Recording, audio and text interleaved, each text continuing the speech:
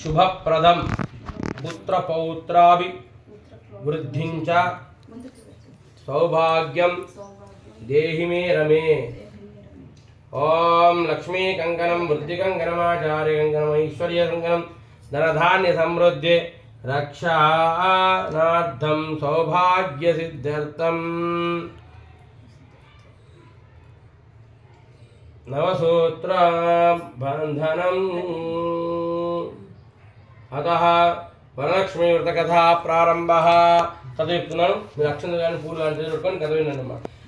ఏకదా నిమిషారణ్యే సూత పౌరాణికుడు శౌనకుడు మొదలగు మహర్షులను చూచి ఇట్లడి పార్వతీదేవి చెప్పగా దానిని చెప్పేది వినుడు. కైలాస పర్వతమున వజ్ర వైద్రుడ వైఢూర్యాది మణిఘన ఖచ్చితంబగు సింహాసనం బంధు పరమేశ్వరుడు కూర్చుండి ఉన్న సమయమందు పార్వతీదేవి పరమేశ్వరుని చూచి నమస్కరించి, దేవా లోకమున స్త్రీలు ఏ విధమును వచ్చిన సర్వ సౌభాగ్యమును పుత్ర పౌత్రాదులు కలిగి సుఖంగా నుందురో అట్టి వ్రతమును నాకు తెలియజేయవలసింది అని చెప్పి వేడుకోగా, అందులకు ఓ కాత్యాయని స్త్రీలకు పుత్ర పౌత్రాది సంపదలు కలుగజేయనటువంటి ఒక వరలక్ష్మి వ్రతమునకు వ్రతం గలదు. ఆ వ్రతమును శ్రావణ మాసమందు శుక్లపక్షమి పౌర్ణమి తిథిగా ముందుగా వచ్చని శుక్రవారమును ఆచరించవలని చెప్పగా అది విని పార్వతీదేవి ఇట్లను, ఓ లోకారాధ్య, నీవు ఆరాధించిన వరలక్ష్మి వ్రతము ఎట్లు చేయవలను? ఆ వ్రతమునకు విధి ఏమిటి? ఏ దేవతను పూజించవలను? పూర్వం ఎవరైనా చేసినట్టయితే ఆ వివరములు నాకు తెలియజేయవలసింది అని ప్రార్థించను. అప్పుడు పరమేశ్వరుడు పార్వతీదేవిని గాంచి, ఓ కాత్యాయని, ఈ వరలక్ష్మి వ్రతము సంస్థారంగా చెప్పేది వినుడు. మగధదేశమున కుండినం అన్న ఒక పట్టణం గలదు. ఆ పట్టణంలో బంగారు ప్రాకారంతో కూడుకొని బంగారు గోడలు కలిగిన ఇళ్లతో కూడుకున్నటువంటి ఆ పట్టణము. ఆ విధంగా ఆ పట్టణానికి ఉండడానికి కారణమేమనగా, పూర్వకాలమందు ఆ పట్టణంలో చారుమతి యొక్క బ్రాహ్మణ స్త్రీ కలదు. ఆ బ్రాహ్మణ స్త్రీ మిగులు పతివ్రతామని తను తన యొక్క భర్తను దేవునిగా తలిచి ఆ భర్తను సేవిస్తూ ఉండేది. అదేవిధంగా తన యొక్క అత్తామామను కూడా సేవ చేస్తూ ఉండేది. అదేవిధంగా ఎదురు పొరుగు వారితో కూడా ఎక్కువగా గయ్యాలిగా మాట్లాడగా మితంగా మాట్లాడుతూ అమృతంగా మాట్లాడుతూ ఉండను. అటువంటి పతివ్రతామనికి ఆ యొక్క పతివ్రతామనిపై వరలక్ష్మీదేవి అనుగ్రహం కలిగెను.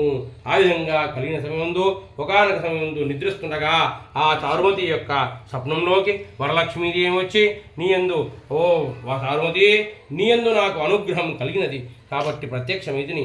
నీవు శ్రావణమాసం శుక్ల పౌర్ణమి ముందుగా వచ్చి శుక్రవారం నాడు నన్ను పూజించినట్లయితే నీ కోరికను నెరవేర్చుదును.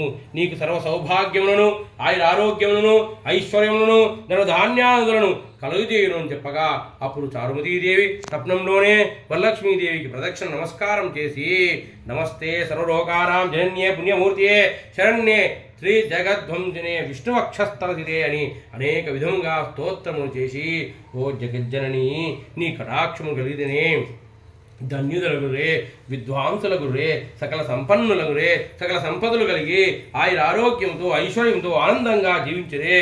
నేను పూర్వజన్మలో చేసిన పుణ్యం చేసినవేమో కానీ నీ యొక్క పాద దర్శనం నాకు కలిగిందని చెప్పి ఆ మహాలక్ష్మిని వరలక్ష్మీదేవిని పాదములు నమస్కరించను. ఆ విధంగా చేసిన చారుమతీదేవి నిద్రలు మేలుకొనెను. ఆ నిద్రలో అటువైపు నాలుగు వైపులా చూడగా ఆ చారుమతికి ఎక్కడా వరలక్ష్మి కానరాలేదు. ఆహా, నాకు వరలక్ష్మి అనుగ్రహం కలిగించింది, నా యొక్క స్వప్నంలోకి వచ్చి ఈ యొక్క విశేషం చెప్పిందని చెప్పి ఆనందపడ్డదే.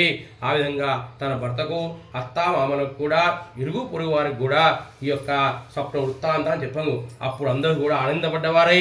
ఆహా, ఆ వరలక్ష్మీదేవి నీయందు అనుగ్రహం కలిగిందే కాబట్టి ఈ వ్రతాన్ని మనం తప్పకుండా ఆచరిద్దామని చెప్పి ఈ యొక్క శ్రావణ మాసంలో పౌర్ణమికి ముందుగా వచ్చే శుక్రవారం కోసము ఎదురు చూస్తూ ఉండిరి. ఆ విధంగా ఎదురు చూస్తుండగా కొంతకాలానికి శ్రావణ మాసం వచ్చాను. పౌర్ణమి తిథికి ముందుగా వచ్చి శుక్రవారం వచ్చాను. ఆ శుక్రవారం రోజు ఆహా, ఇదే రోజు కదా చారుమతికి ఆ యొక్క వరలక్ష్మీదేవికి చారుమతీదేవికి వరలక్ష్మి చెప్పినది అని చెప్పి అనుకున్నవారే. ఆహా, అందరూ కూడా ఆనందపడ్డవారే, వరలక్ష్మీదేవినే ప్రార్థిస్తూ కీర్తిస్తూ భజిస్తున్న వారే ప్రాతకాలేచి స్నానాది కార్యక్రమాలు చేసుకుని చిత్ర వస్త్రములు కట్టుకున్నవారై చారుమతి గృహానికి వచ్చి ఒక చేత గోధుమతో అలికి ముగ్గురు పెట్టుకున్నవారే వారి పీటను ఏర్పరచుకొని పీటలో కొత్త బియ్యం పోసి కలశంలో రాగి చెంబు పెట్టి దానిపై మామిడి మర్రి రాగి మొదలగు పంచపల్లపాలు ఏర్పరచుకొని దానిలో జనం వేసి పసుపు కుంకుమ అక్షంతలు రూపాయి బిళ్ళతో ఆ కలశంను ఏర్పరచుకొని ఆ కలశంలోకి వరలక్ష్మీ దేవిని ఆవాహన చేసి సారువతి మొదలు శ్రీలందరూ కూడా మిగులు భక్తిత్తులై సాయంకాలమున పద్మాసనే పద్మకరే సర్వలోకైక పూజితే నారాయణ ప్రియ దేవి సుప్రీత భవ సర్వదాను శ్లోకం చేత ధ్యాన ఆవాహనాది పూజలు జరిపించి 9 సూత్రములు కలిగిన తోరణము దక్షిణ హస్తమును కట్టుకొని వరలక్ష్మీదేవికి నానావిధ భక్ష భోజ్యం నివేదన చేసి మంగళహారతి ఇచ్చి ఆ అమ్మవారి యొక్క లక్ష్మి అనుగ్రహం కొరకై ప్రదక్షిణ జావించిరి.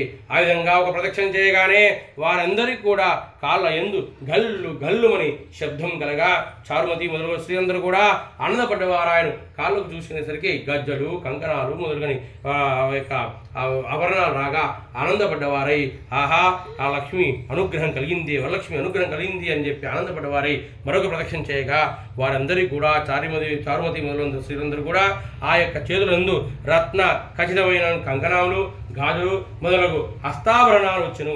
ఆనందపడ్డవారై ఇక మాట్లాడక మూడో ప్రదక్షిణ కూడా ధావించగా సర్వాభరణ భూషులైరి అందరి ఆభరణాలు కూడా అలంకారం వచ్చినను.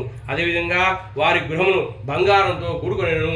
వారి కొరకు అనేక విధంగా గుర్రాలు ఏనుగులు మరియు రథాలు మొదలగు వాహనాలు కూడా వచ్చి ఎక్కడైతే వ్రతం జరుగుతుందో చారుమతి గృహముందు నిలిచిపోయిన వీరి తీసుకువెళ్ళడానికి అప్పుడు వారందరూ కూడా ఆనందపడ్డవారే ఆహా లక్ష్మి అనుగ్రహం వరలక్ష్మి అనుగ్రహం కలిగింది అని చెప్పి ఆ విధంగా బ్రాహ్మణునికి దక్షిణ తాంబూలాలు ఇచ్చి ఆ బ్రాహ్మణుచే ఆశీర్వచనం పొంది ఆ విధంగా అమ్మవారికి నైవేద్యం పెట్టినటువంటి భక్ష భోజ్యాలు భుజించిన వారు ఆయన. ఆ విధంగా భుజించి వారి కొరికి వచ్చిన వాహనాలు గుర్రములు ఏనుగులు వ్రతాలు ఎక్కి వారి గృహముకు బయలుదేరిన వారు ఆయన. ఆ విధంగా బయలుదేరుతూ